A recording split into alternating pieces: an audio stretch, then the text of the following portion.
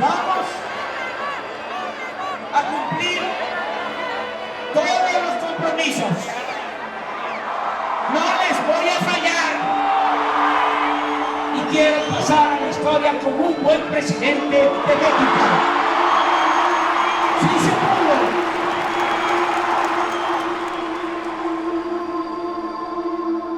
Para que nadie se quede sin alimento o meteor. Que así sea.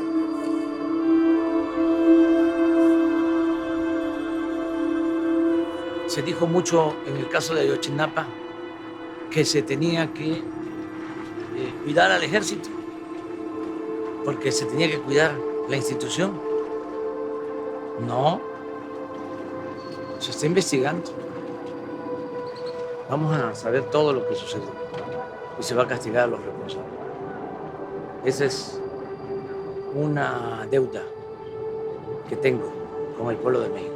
Es una herida abierta que vamos a cerrar.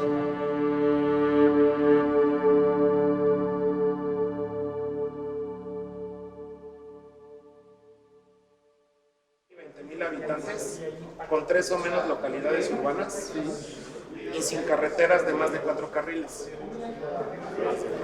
Sin más, por eso.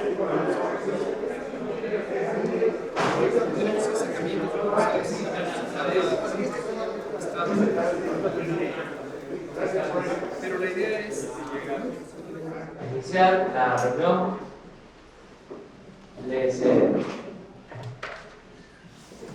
informamos, como ya se dieron cuenta, que está aquí el Jiménez. Él es de absoluta confianza. Además, nosotros no tenemos nada que ocultar. La regla de oro de la democracia es la transparencia. Entonces va a estar aquí grabando porque quiere hacer un documental, quiere saber cómo trabajamos y lo invitamos a esta reunión. Buenas tardes a todos. Esta es la tabla que construimos con todas las instituciones. La meta es de 12,715. Es hasta el 14. Es hasta el 14. El próximo viernes. Próximo viernes. Tenemos al momento, al día de hoy, 8,094 camas con recursos humanos totales. Esto significa la presencia de 5 personas, 5 seres humanos encargados de la salud, un inhaloterapeuta, un médico especialista, un médico general, enfermera especialista y enfermero general por cama, para todos los días, para todos los turnos. Es un número importante de recurso humano por cama. Seguimos, señor, con la capacitación. Al día de hoy llevamos 36,365 recursos humanos capacitados en este esfuerzo para la atención de pacientes COVID. 8,094 camas completas. Completas con recurso humano. Los 6 turnos. Exactamente. La Ciudad de México, antes del COVID, tenía 145 camas de terapia intensiva. La Ciudad de México, que es la entidad con mayor número de camas de terapia intensiva de todo el país. Y en 2 semanas hemos superado casi 10 veces ese número de camas formadas con recursos humanos óptimos y distribuidos en todo el país. En Cuautla le mandamos 50 camas que teníamos ya y ese hospital lo vamos a abrir. Hoy ya están ahorita los militares acarreando las camas a Cuautla y lo podemos abrir el lunes ya, el de Cuautla. Ya estamos trabajando en eso también. Habíamos dicho que en Cancún eran 7 días del pico y en Tijuana eran 4. En realidad se prolongó esta meseta y actualmente la ocupación es 74% con 26% de disponibilidad. Lo otro, ya para terminar, es el que no caigamos en ninguna provocación. Están los conservadores ahora sí, muy desquiciados. Entonces, no hay que confrontarlos tanto, o confrontarlos, pero hablar despacito y, o sea, relajado.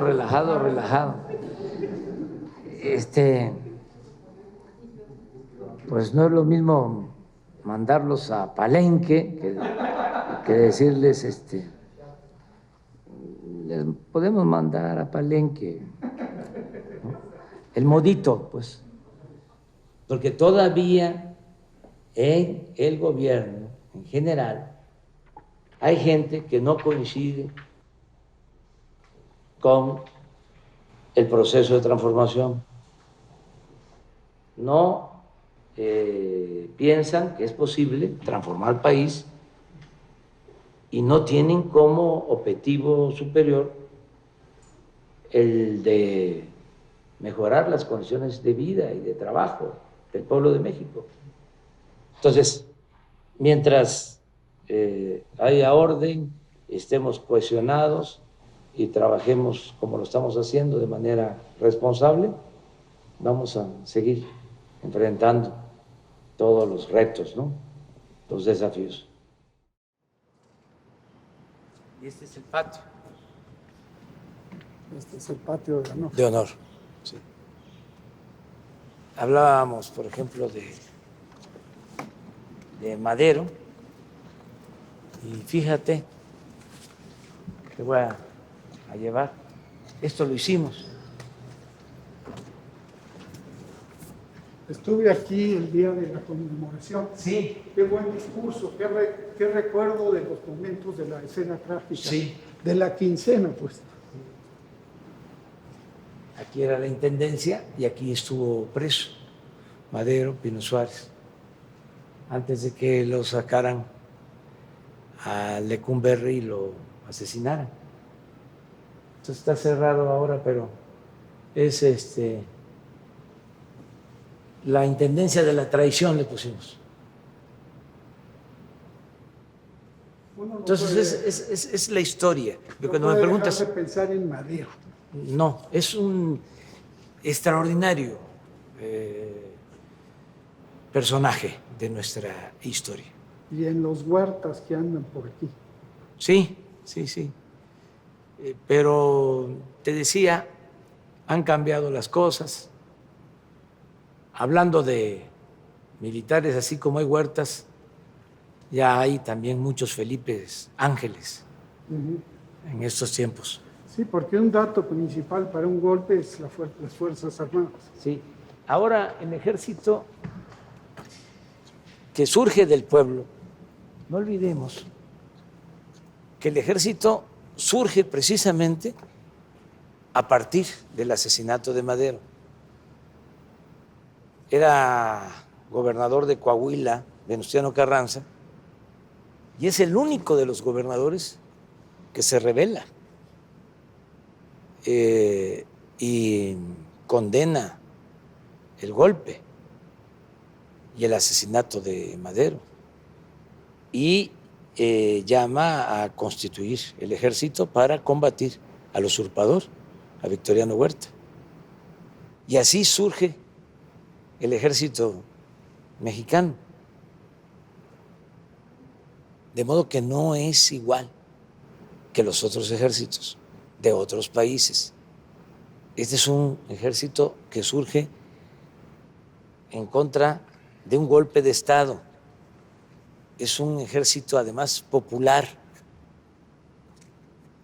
Yo he contado en otras ocasiones y ahora repito que cuando me tocó decidir quién iba a ser el general secretario, analicé los expedientes de los 30 generales de división que habían para optar por uno. Y además hice un análisis profundo,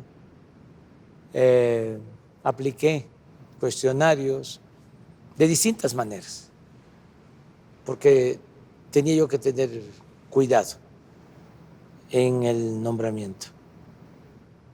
Una de las cosas que me llamó la atención es que de los 30 generales de división, la mayoría hijos de campesinos, hijos de mecánicos, como es el caso del general Luis Crescencio Sandoval, por el que decidí, hijo de un maestro mecánico.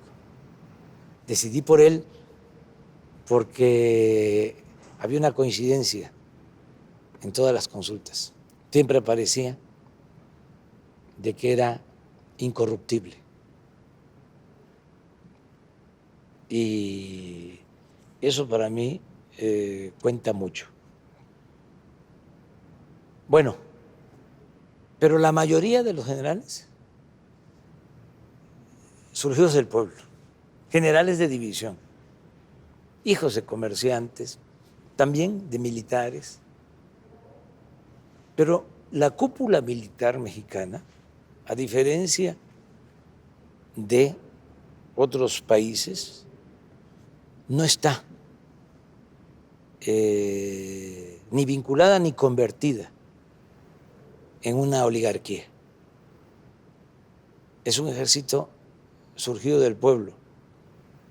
Por eso digo que el soldado es pueblo uniformado. Y me han demostrado eso, una gran lealtad a México, a la patria, a las instituciones, que es lo más importante, y me han ayudado mucho. Entonces, cambiaron 4 factores clave. El mando, no es Felipe Calderón ni Peña quien los manda. sí, La doctrina, sí, la misión, sí, la composición de la fuerza y el orden de batalla. sí, sí. Fíjate que han ido asimilando y llevando a la práctica la doctrina del respeto a los derechos humanos. Eso es muy importante. Además, es un ejército muy disciplinado, es una gran institución. También el caso de la Marina. Son 2 instituciones pilares del Estado mexicano. Me han ayudado mucho y vamos a seguir trabajando con ellos. Hay quienes se preocupan, piensan que estamos dando un paso hacia el militarismo. No es así. Este es un gobierno civilista. Y el mismo ejército así lo entiende y respeta al mando civil.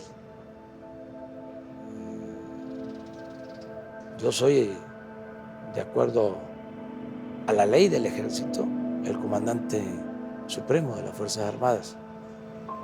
Y son respetuosos. Todo se me consulta. No actúan sin consultarle al presidente y con mucha lealtad. Este es el patio central y aquí están los murales que pintó Diego Rivera en la época del presidente Obregón, y siendo secretario de Educación Pública José Vasconcelos. A mí me pasa una cosa, extraño, hay otras revoluciones que cubrir. Transformación es un eufemismo, es revolución también. Es verdad, es transformación, pero extraño el acompañamiento, la narrativa de la revolución de los artistas. Como que les ganó aquí.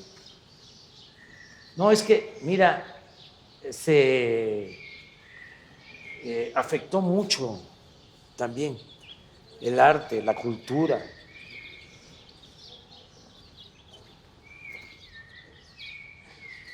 El mundo de la intelectualidad. Algo parecido a lo que hablábamos sobre la comunicación. Entraron en decadencia, no hay los nuevos escritores que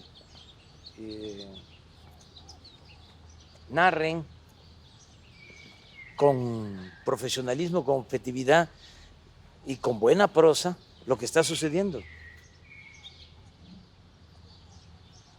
Los que quedaron, pues pertenecen al antiguo régimen.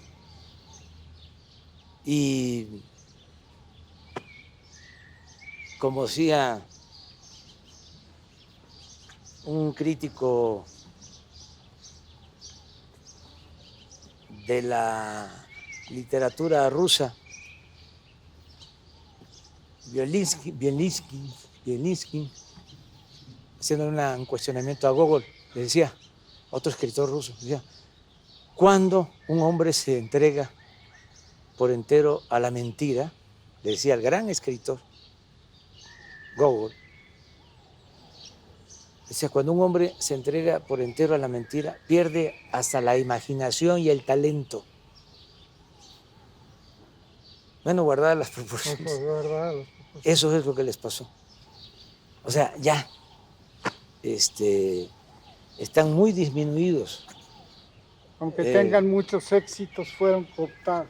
Sí, fueron cooptados y se quedaron con la fama, pero perdieron talento. Este jardín le llamaban, todavía oficialmente, así se conoce, como el jardín de la emperatriz. Es muy bello. Entonces, son fresnos y don Pepe Iturriaga criticaba precisamente a Álvaro Obregón porque trajo las palmas de Sonora. Ajá. Y pues no son del altiplano. Pero también hay otros árboles que no lo son. Allá atrás, ¿sí?, hay un flamboyán rojo, pues sí, es trópico. Sí. Entonces, yo decidí sembrar también árboles del trópico. Mira, esa es una palma real. Esa la sembré. Y esta es una ceiba. A ver si tengo suerte. La ceiba es bondadosa. Sí.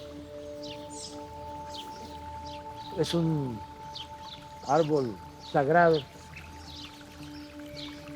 de los mayas. Significa fertilidad del suelo y sostén del cielo. Estoy escribiendo sobre lo que está sucediendo. Y sí, sobre el proyecto hacia adelante, lo nuevo. O sea, ¿qué proponemos? Sin pretensiones, ¿no?, sin ínfulas, no solo para México, sino aportar algo para el mundo. Ya pasó. El rebautizar ciertos términos, sí, como PIB tuvo un efecto en el mundo. Sí. No, ya se está tomando en cuenta que no debe de apostarse tanto o considerarse como lo único para medir el desarrollo de los pueblos, el crecimiento, porque crecer puede significar, sí, que haya más dinero, pero concentrado en unas cuantas manos, y eso no necesariamente es bienestar. Cuando crecimos más en México, sí, cuando hubo más multimillonarios en México, cuando teníamos el cuarto lugar en multimillonarios en el mundo, solo nos ganaba Estados Unidos, Japón y Alemania. México estaba en el cuarto lugar. Fue al final del gobierno de Salinas y teníamos 24 multimillonarios. ¿Sí? Bueno, exactamente en ese tiempo fue cuando más se profundizó en México la desigualdad social. Entonces, nosotros queremos crecer, sí, pero con bienestar. ¿Sí? queremos la modernidad, pero forjada desde abajo para todos. Queremos el progreso con justicia. Entonces, ese es el cambio. O sea, eso es lo que queremos aportar. O sea, y además demostrar que se puede, que es viable y que es muchísimo mejor que el modelo anterior, sobre todo lo que se usaba para enfrentar las crisis recurrentes, ¿no?, que se daban durante el periodo neoliberal. ¿Sí? Lo que hablábamos del FOA-PROA, ¿no? A ver, endeudar, ¿no? Lo que pasó en Argentina recientemente. Se metió el Fondo Monetario Internacional supuestamente a ayudar, ¿sí?, y los dejó en bancarrota, porque le metieron dinero y dinero y dinero y dinero y dinero, deuda y más deuda y más deuda y más deuda, desataron la especulación, ¿sí?, y vaciaron las arcas públicas y dejaron en una tremenda crisis a Argentina. Entonces, cuidado, así no. Vamos saliendo con la fórmula, con el modelo de que lo mucho o lo poco que tengamos se distribuya con justicia, justamente, con bienestar. Sí. Mira, esta es otra ceibita, sí. Ahí van. Vamos a pasar por aquí. Vamos a ir si nos permiten, vamos a ir allá al salón. Bueno, pero sí.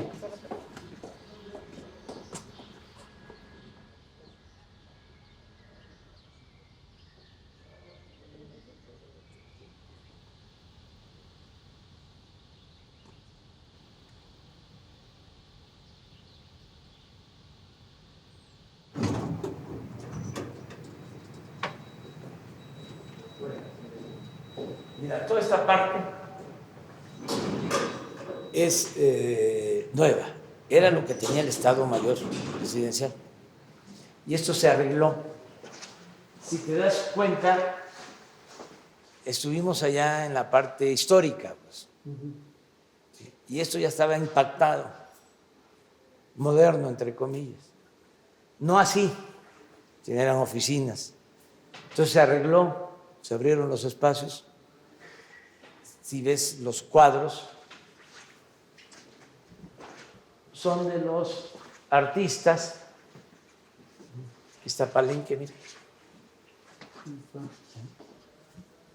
De los artistas que pagan impuestos con su obra. Con su obra, todo esto es de Hacienda. Pero se arregló esto.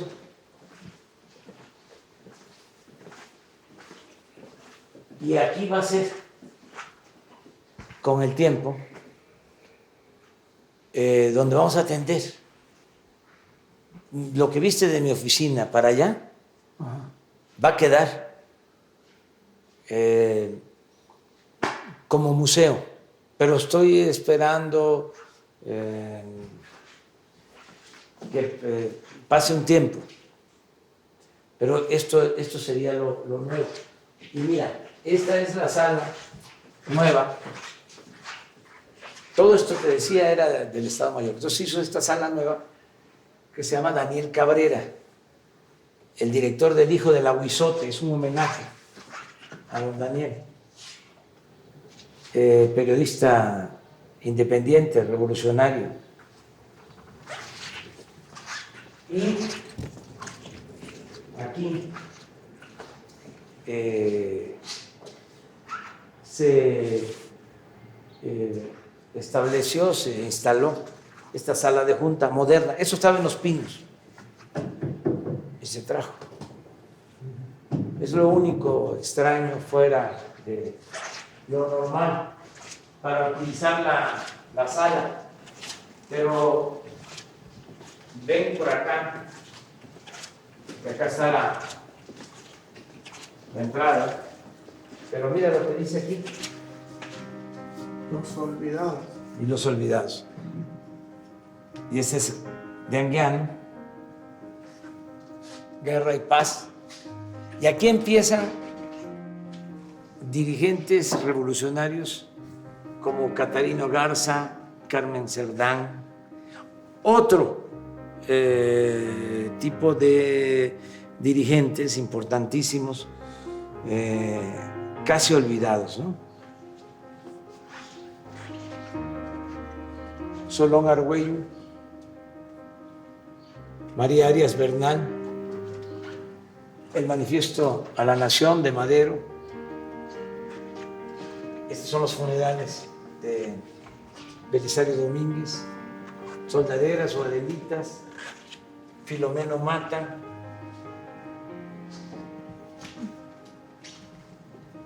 Felipe Ángeles, Juana Belén, Librado Rivera, magonista. Mira esto Es una maravilla. de Villa. Ricardo Flores Magón, Dolores Jiménez y Muro,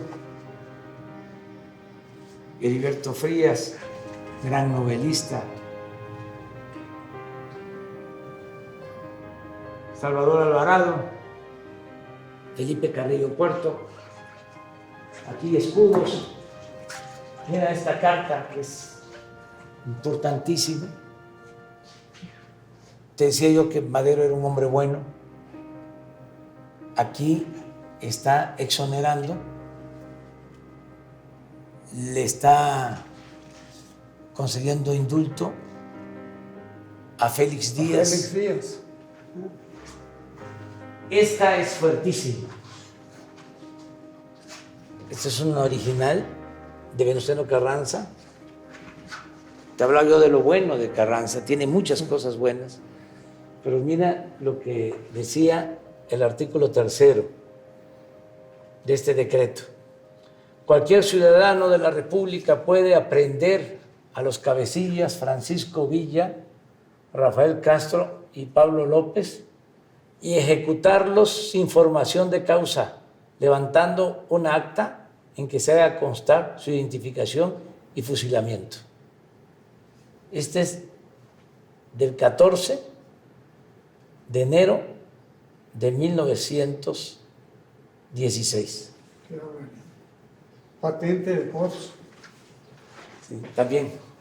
Paulino Martínez, otro periodista. El general extraordinario.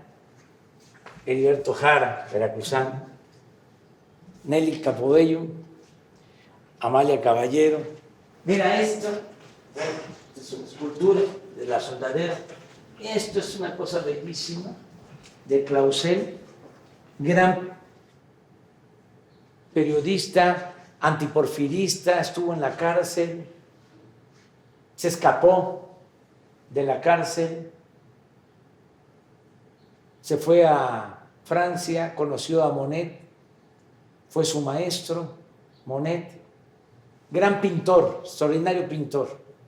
Cuando regresa, cambia y estuvo con Huerta. Y tengo aquí este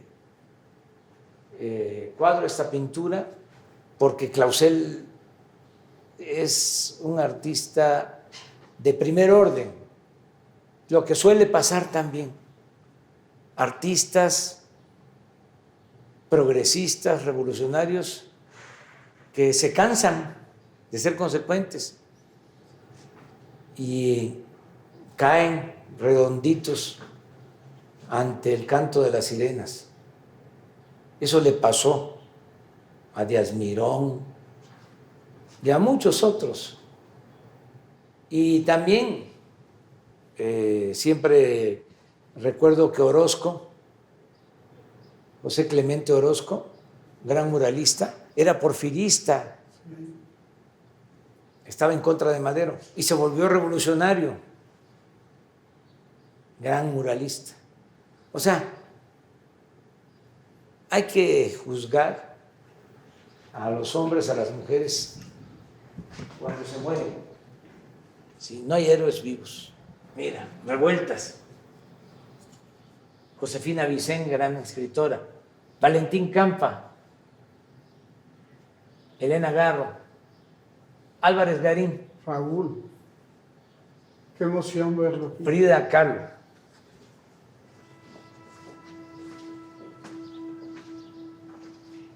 Griselda Álvarez, la primera gobernadora, Otón Salazar, Genaro Vázquez, A las espaldas del secretario de Defensa. Javier Barros Sierra, Sí. Fernando del Paso, Lucio Cabañas, Me acuerdo mucho de Fernando del Paso en esas reuniones en casa de Laura Esquivel. sí, sí, Cuando empezaba el debate sobre las redes y el sí, periodismo, sí, él estuvo con nosotros, con Hernando Córdoba. sí, sí. Salvador Nava, Demetrio Vallejo, Alberto Castillo, Hugo Gutiérrez Vega, Chema Pérez Gay, Monsi, Estos dos son entrañables. Monsi, Esos, hasta nudo en la garganta de ellos. Avilés Jaime, Ajá. Julio Scherer. Faltan otros, pero ya empezamos. Falta para allá, Sí, pero pero está vivo. no, yo no quiero que esté aquí ahora. ¿Sí? Pero Y mira, esto es para no olvidar. También es sanguiano. Me siento acá.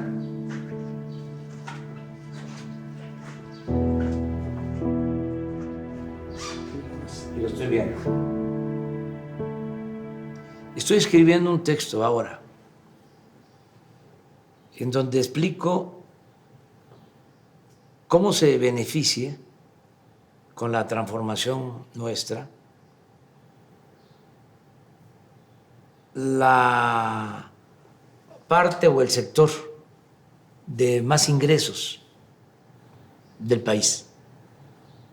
Nosotros hemos decidido proteger al 70% de las familias de México.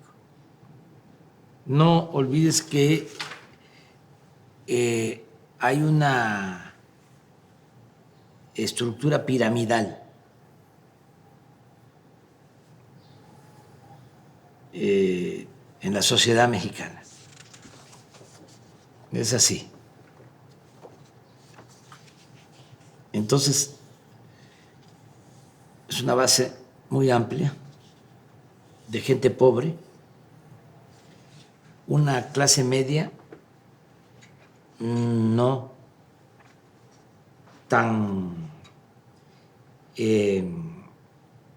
extensa, tan ancha, y una cúpula, ¿no? Acá, muy minoritaria. De todas maneras, nosotros vamos a llegar, cuando hablo del 70%, estamos aquí. Estamos hablando de 25 millones de hogares. Hasta aquí. En estos 25 millones de hogares están llegando apoyos. Todavía no llegamos al 70, estamos como en el 60.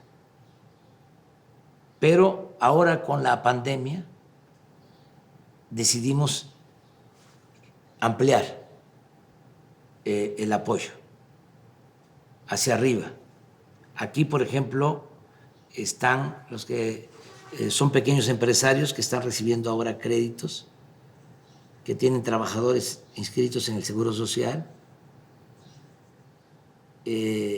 Están también quienes no tienen trabajadores inscritos en el Seguro Social, pero tienen negocios pequeños, están recibiendo también créditos, apoyos. Y aquí están, desde luego, maestros, médicos, enfermeras. Solo la pandemia ha significado contratar más de 40,000 trabajadores de la salud, enfermeras y médicos, 40,000. Están, desde luego, los soldados, los marinos, los trabajadores al servicio del Estado. Bueno, es esto, el 70%, que les va a llegar cuando menos una ayuda del gobierno. A estos de la base, a estos les va a llegar, les está llegando más de una ayuda por familia. Ahora es, ¿qué hacemos con los ricos? Con el 30%, que no son ricos, porque acá llegamos hasta la clase media, y este 30% sería clase media alta y alta. ¿Pero qué hacemos? Bueno, los estoy convenciendo, y sobre eso estoy haciendo un ensayo, de cómo se benefician también ellos. Porque el gobierno tiene la obligación de atender a todos, nada más dándole atención preferente a los pobres. Pero eso es por el bien de todos. Bueno, ¿qué les estoy diciendo al 30%, ¿no? De lo alto de la pirámide? ¿Qué les ofrece la transformación? 1, paz y tranquilidad. No hay cosa, y tú lo sabes bien porque fuiste corresponsal de guerra, no hay cosa más horrorosa que la violencia. Y no hay cosa de más valor que la paz. Entonces, convencerlos de que al atender aquí tenemos más posibilidades de vivir en paz, de que haya menos homicidios, de que no haya secuestros.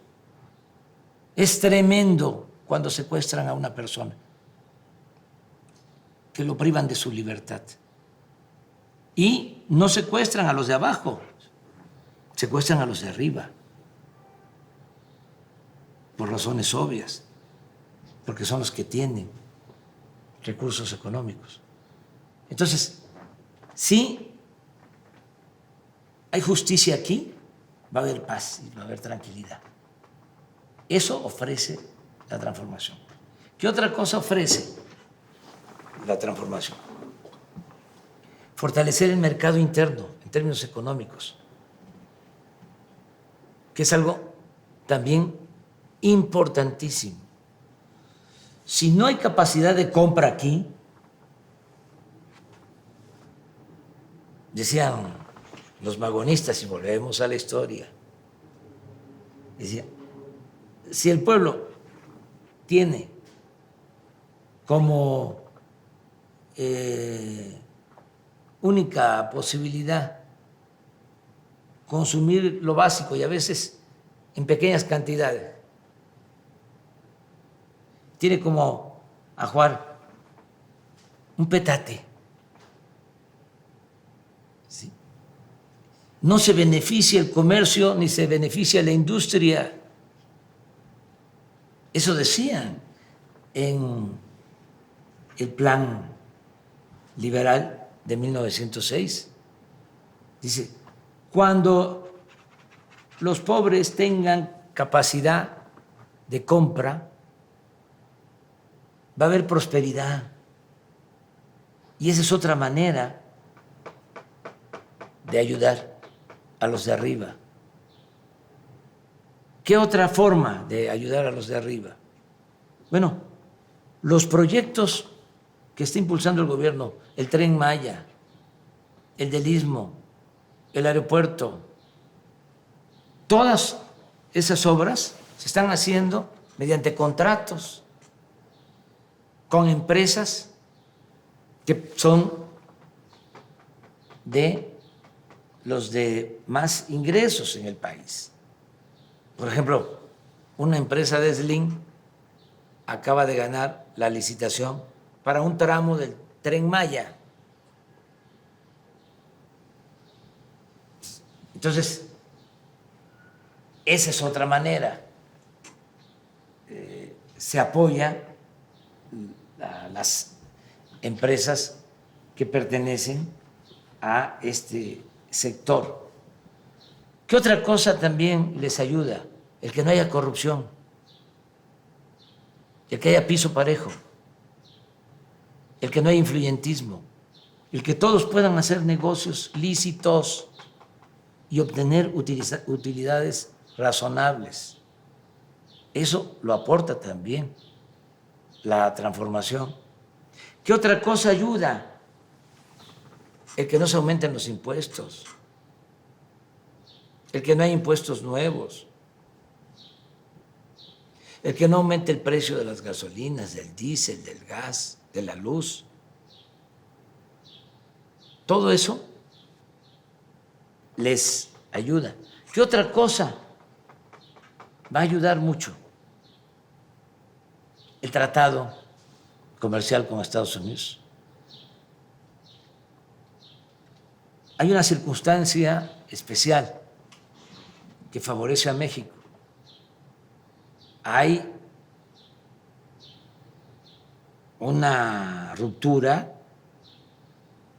entre China y Estados Unidos. Es evidente de que hay una confrontación, sobre todo en lo económico, en lo comercial. Y en estos momentos que tenemos nosotros una depresión económica, una recesión económica, el tratado permite fortalecer la economía de los dos países y significa más inversión extranjera a México. Y esto es más impulso a la iniciativa privada mexicana,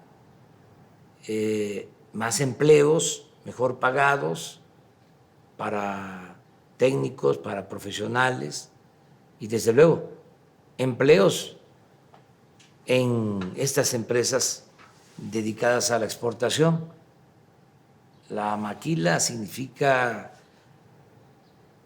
darle trabajo a 3 millones de obreros. La industria automotriz de México genera 1 millón de empleos y es tanta la integración de cadenas con Estados Unidos, de cadenas productivas, que hasta la industria bélica de Estados Unidos depende ya de partes que se fabrican en México. Entonces, todo esto va a ayudar a este sector. Por eso, la transformación se necesita y es benéfica y los voy a convencer a que se monten en una revolución, a que participen porque es en bien de todos. Son pues conservadores, no quieren apostar a lo nuevo. El conservadurismo es eso, es mantener el statu quo, mantener privilegios, no cambiar. Entonces, es invitarlos a que busquemos un modelo nuevo, sobre todo una forma distinta de convivencia, más fraterna, más humana, más solidaria, que hagamos a un lado el individualismo, que no actuemos de manera clasista, de manera racista, en forma discriminatoria, que nos tratemos como hermanos. Eso es lo que buscamos y se va a ir logrando. No creas que me preocupa mucho oposición en cuanto a su agresividad, porque no tienen apoyo como para llevar a cabo movimientos, ¿no?, en contra del gobierno, movimientos cacerolescos, como pasó en Chile. No los veo, no. Mira, lo intentan. Cuando el movimiento feminista se montaron, el movimiento feminista, me hicieron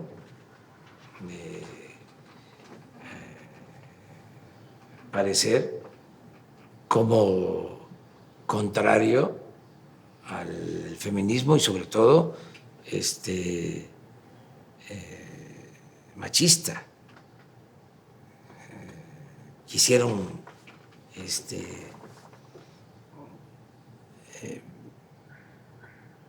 motivar pues ese sentimiento. Me di cuenta de que estaban actuando con oportunismo. El feminismo es un movimiento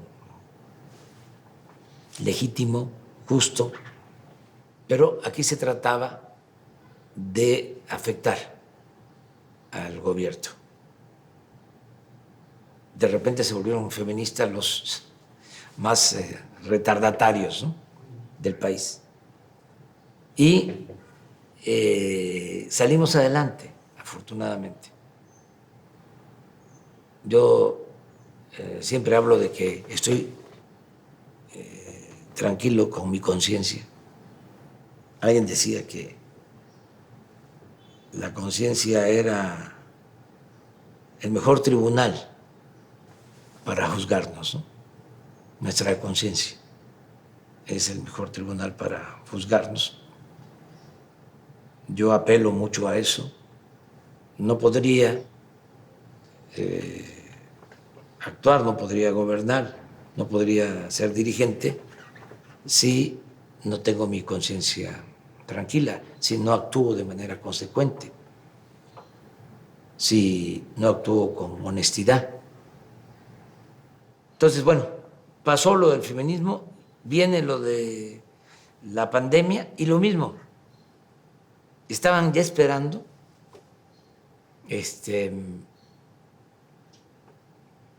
las escenas de horror, la saturación de hospitales, los muertos. Bueno, Proceso sacó un horno crematorio en su portada hace como 3 o 4 o 5 días. El Universal hizo una nota diciendo: están llenos los hornos crematorios. O sea, muy dramático, mostrando mucha desesperación, mintiendo, escandalizando, atemorizando. Un periodismo amarillista. Y todo por el enojo que tienen, por los cambios, por la transformación. Vamos nosotros a seguir garantizando las libertades. Eso es muy importante. Y volvemos a nuestros héroes, a las lecciones. Juárez decía: nada por la fuerza, todo por la razón y el derecho. No limitar las libertades, no censurar, casi decir prohibido prohibir, no imponernos por la fuerza, convencer, persuadir y tener paciencia.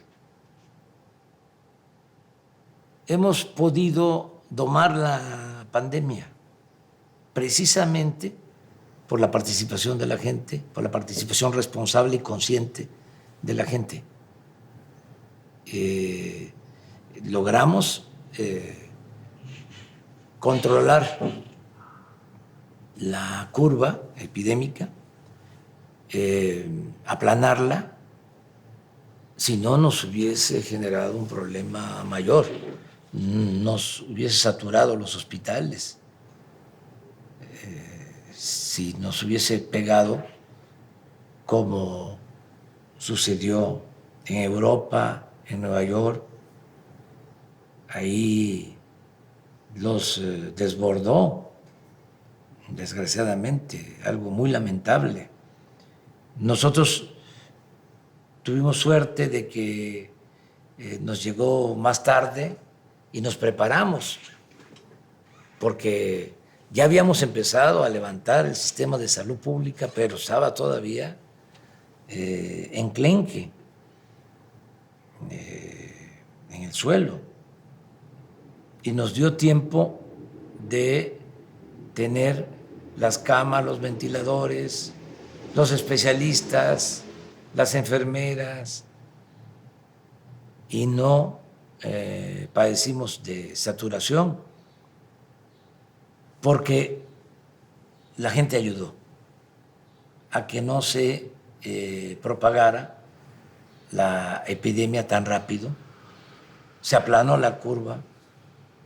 Esto fue muy importante y ahora tenemos ya una infraestructura hospitalaria para atender pues, a todos, no dejar sin atención médica a nadie.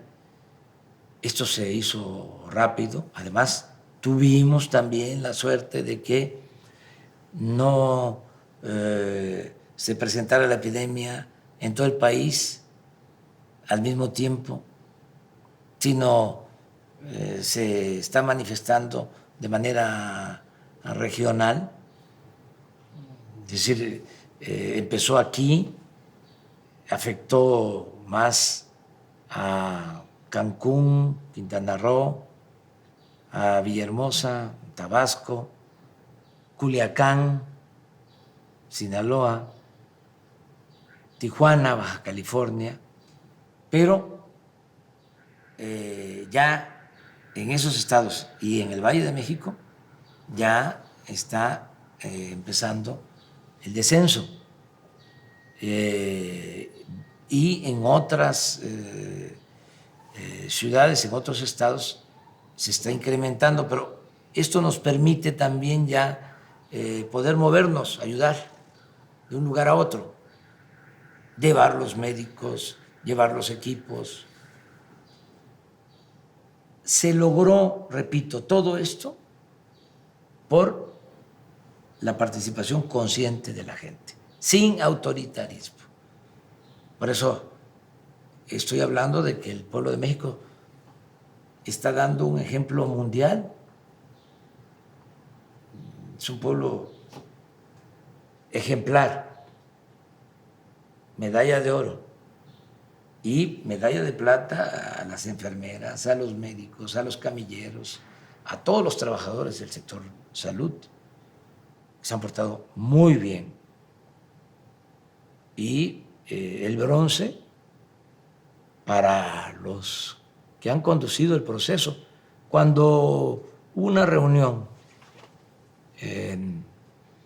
por video,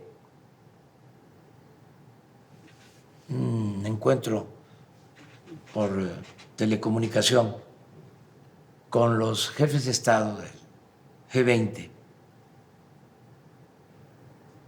los 20 países con más importancia económica en el mundo, me tocó hablar y una de las cosas que les dije es de que nosotros habíamos dejado la conducción de la estrategia para enfrentar la pandemia en manos de los técnicos, de los médicos, de los científicos, porque los políticos no éramos todólogos, sábelo todo.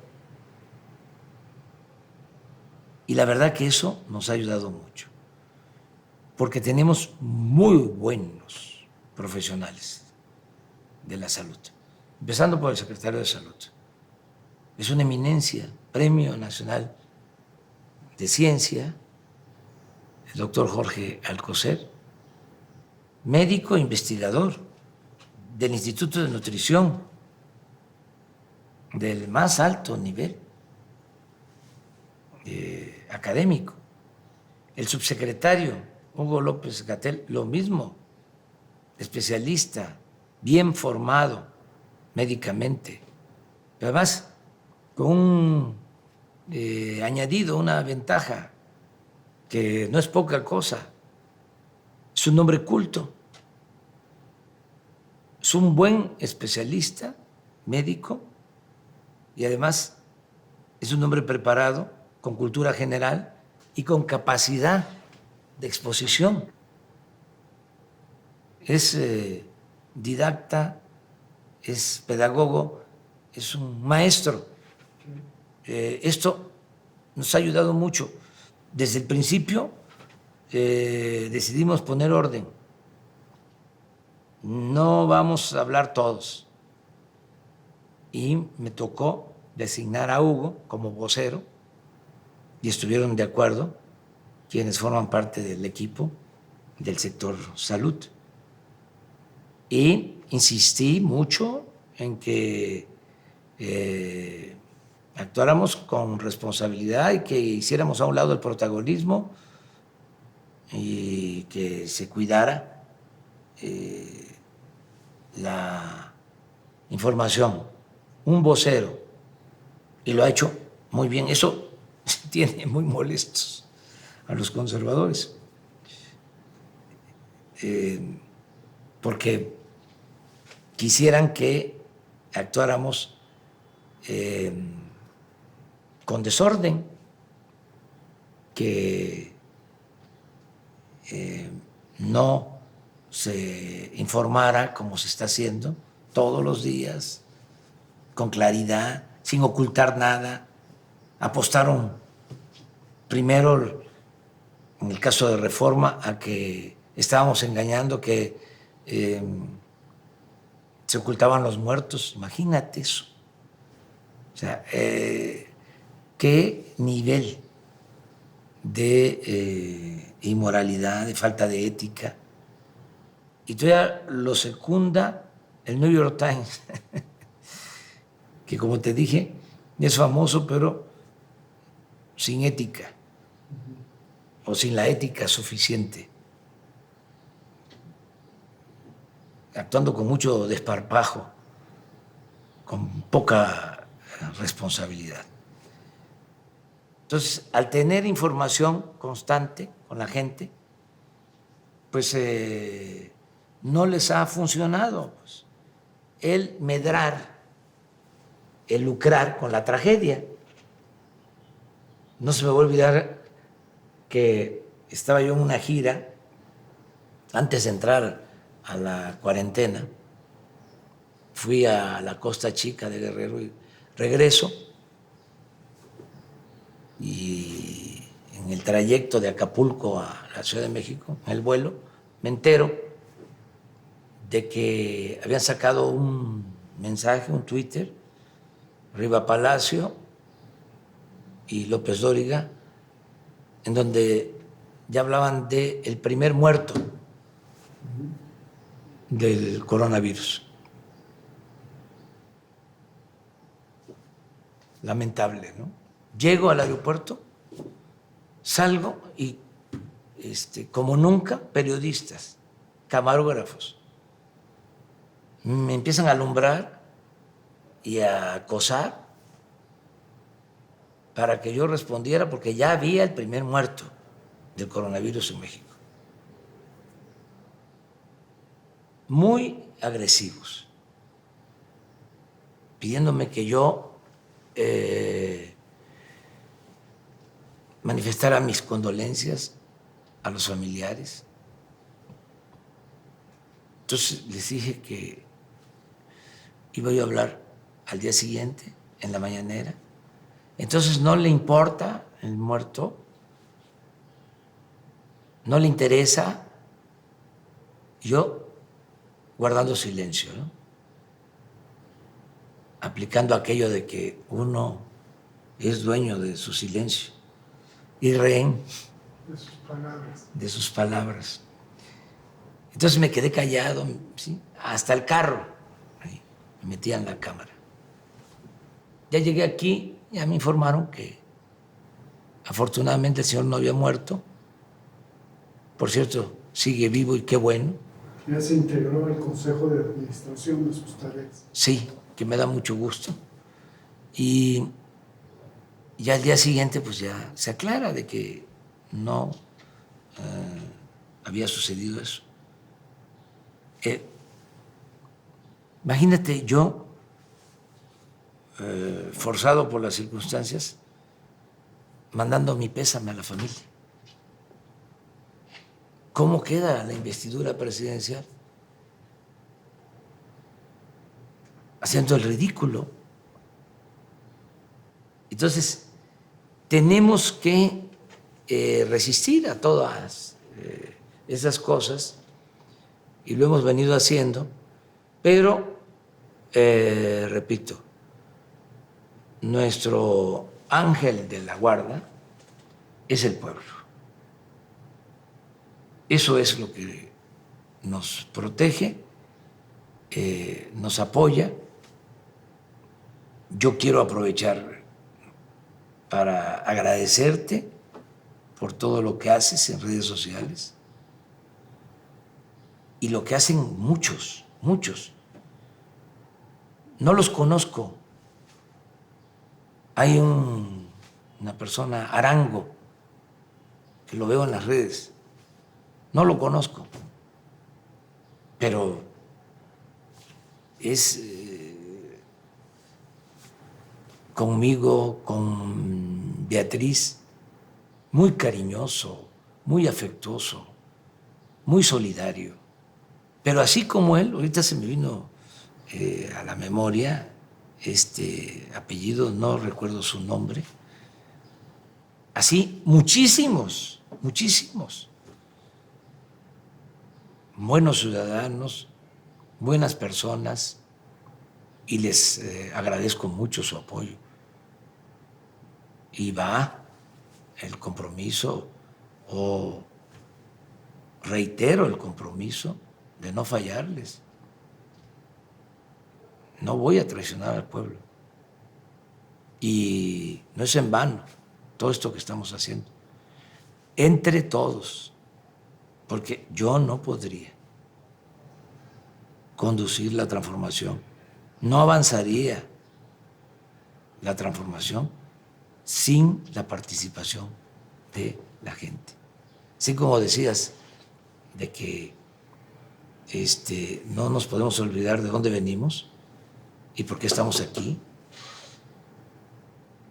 porque para llegar aquí fueron generaciones que sufrieron, que enfrentaron el autoritarismo. Muchos se nos adelantaron, dirigentes sociales, dirigentes políticos, que aportaron muchísimo para que se llevara a cabo esta transformación que estamos conduciendo y en la que está participando todo el pueblo. Entonces, vamos hacia adelante. Está difícil la situación. Se dice que la caída de la economía mundial es parecida a lo que sucedió, o sea, los efectos que tiene esta caída económica es similar a lo que sucedió con el crack en 1929 hasta 1933, la gran recesión que le tocó enfrentar a Franklin Delano Roosevelt, y supo hacerlo, y salió Estados Unidos de la crisis nosotros vamos a salir de la crisis y estamos aplicando políticas parecidas. El bienestar. Sí, a lo que hizo Roosevelt en ese entonces. Pero quizás Empleo más profunda. en Lo pleno. hablábamos Payán y yo caminando por Los Ángeles. Le decía yo, lo hueles, Payán, me decía, esto está podrido, esto se acaba por lo menos en los próximos 1000 años. Pero parece que ahí la velocidad es más rápida. Sí. La No. curva del contagio se aplanó, la curva de la transformación. Sí, sí. Y los cambios. Porque, mira, lecciones. Hay que aprender a comer.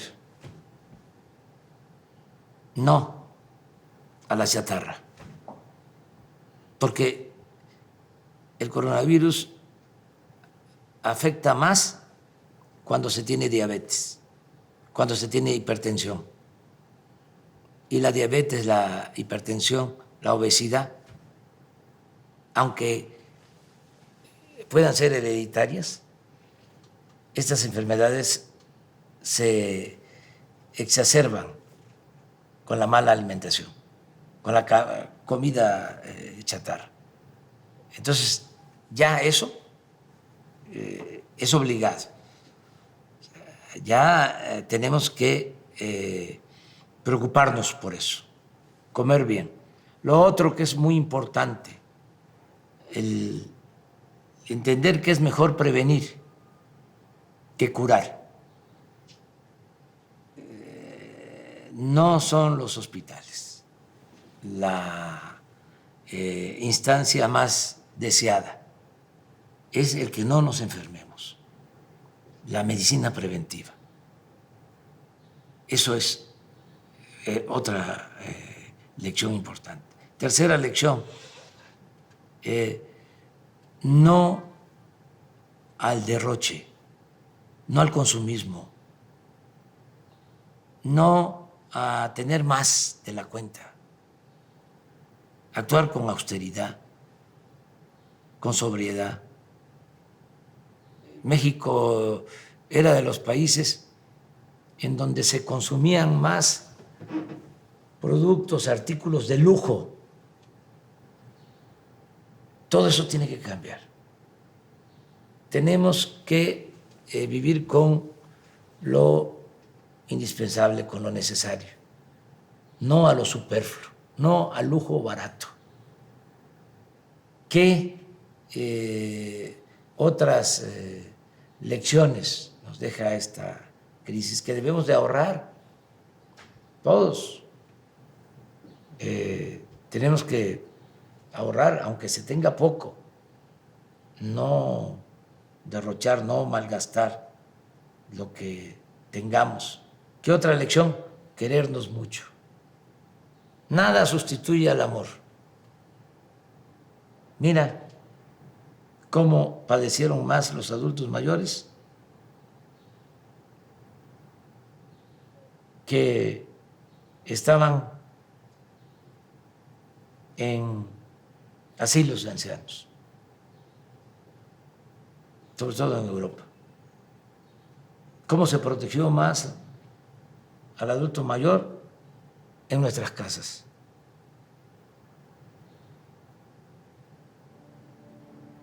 Unirnos más familiarmente. La familia, quedó demostrado, es la institución de seguridad social más importante del país. Y no olvidar la importancia también de los valores culturales, morales, espirituales. Son lecciones, enseñanzas de esta crisis del coronavirus. Este va a ser mi despacho. Estoy arreglando para no usar aquel. Para dejar libre aquel. Vamos más para que termines de ver la parte histórica. Nos faltan 2 salones, 3. Así puedes pasar por aquí. Esta es la parte histórica. Aquí empieza. Este es un comedor. Mira esto. Qué barbaridad. Esto sí es de la época del Imperio. Era el comedor imperial. Y esto es morisco. Y aquí por atrás se entra el patio.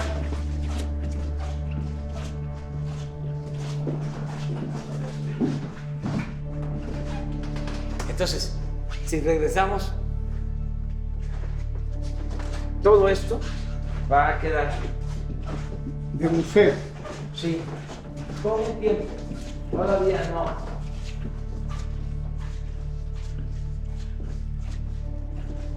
Y vamos a entrar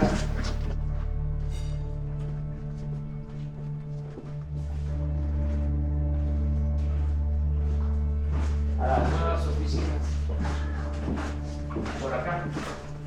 Todas estas obras, eso es lo que te comentaba, se colgaron, eran de Hacienda. Me ha ayudado mucho Beatriz en decorar. De la curaduría y todo eso. Sí.